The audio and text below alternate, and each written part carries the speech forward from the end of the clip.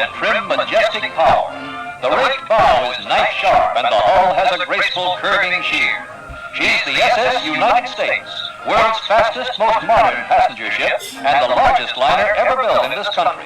990 feet long, roughly 5 city blocks, 101 feet 6 inches wide, and gross tonnage 53,300, she had a triumphant maiden voyage. Hello. Before we start, about the deletion about the several videos this morning, I had to delete some so I can get monetized and probably I can probably make put ads on these videos. But it's I kind of feel bad because you guys are watching the videos, and I know how annoying ads are, but please bear with me. Maybe I can earn some a little bit of money over time of this, and maybe when I have enough, then maybe just one ad per video. But yeah, without any further ado, let's get started. Inspired by the service of the British ocean liners Queen Mary and Queen Elizabeth, which transported hundreds of thousands of US troops to Europe during World War II, the US government sponsored the construction of a large and fast merchant vessel that would be capable of transporting large numbers of soldiers, just like the RMS Lusitania. Designed by naval architect or American naval architect, the marine engineer William Francis Gibbs, the same one who designed the SS American Star. The US government underwrote 50 million of the 78 million construction costs, with the ship's prospective operators, United States Lines, contributing to the remaining 28 million in exchange. The ship was designed to be easily converted in times of war to a troop ship. The ship has a capacity of 15,000 troops and could be converted to a hospital ship. The vessel was constructed from 1950 to 1952 at the Newport News Shipbuilding and Dry Dock Company in Newport News, Virginia. The hull was constructed in a dry dock. United States was built to exacting Navy specifications, which required the ship to be heavily compartmentalized and have separate engine rooms to optimize wartime survival. A large part of the construction was fabricated. The ship's hull comprised 183,000 pieces. The construction of the ship's superstructure involved the most extensive use of aluminum in any construction project up to that time, which posed a galvanic corrosion challenge to the builders in joining the aluminum superstructure to the steel decks below. However, the extensive use of aluminum meant significant weight savings as well.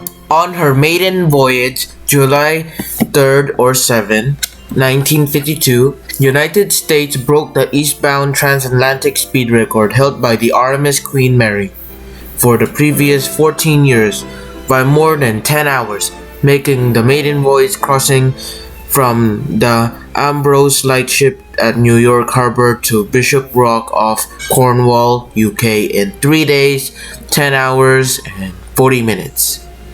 At an average speed of 35.59 knots, and winning the coveted Blue Ribbon on her return voyage. United States also broke the westbound transatlantic speed record, also held by the Queen Mary, by returning to America in 3 days, 12 hours, and 12 minutes at an average speed of 34.51 knots. In New York, her owners were awarded the Hales Trophy, the tangible expression of the Blue Ribbon competition. The maximum speed attained for United States is disputed, as it was once held as a military secret. The issue stems from an alleged value of 43 knots that was leaked to reporters by engineers after the speed trial in 1991 issue of Popular Mechanics. Arthur Mark G. Garbrono wrote that while she could do 43 knots, it was never attained. Other sources, including paper by John J. McMullen and Associates, places the ship's highest possible sustained top speed at 35 knots. After all of these and having a few transatlantic heydays, she was later retired at 1970 or 1980. On 1984, to pay creditors for the ship's fitting and furniture, which had been left in place after the ship was sailed in 1969, were sold at auction at Norfolk, Virginia. After week-long auction from October 8th to 14th, 1984. She was also later towed to Turkey of removal of interiors.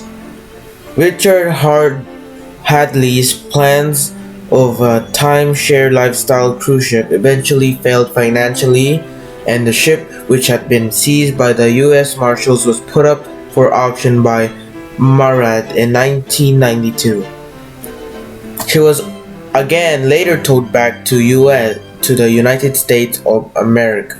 In 1997 to 2010, in November 1997, Edward Cantor purchased the ship for $6 million. 2 years later, the SS United States Foundation and the SS United States Conservancy, then known as the United States Preservation Society, Inc., succeeded in having the ship placed in National Register of Historic Places. In March of 2010, it was reported that bids for the ship to be sold for scrap were being accepted by Norwegian Cruise Lines. In a press release, noted that there were large costs associated with keeping the United States afloat in her current state, around $800,000 a year.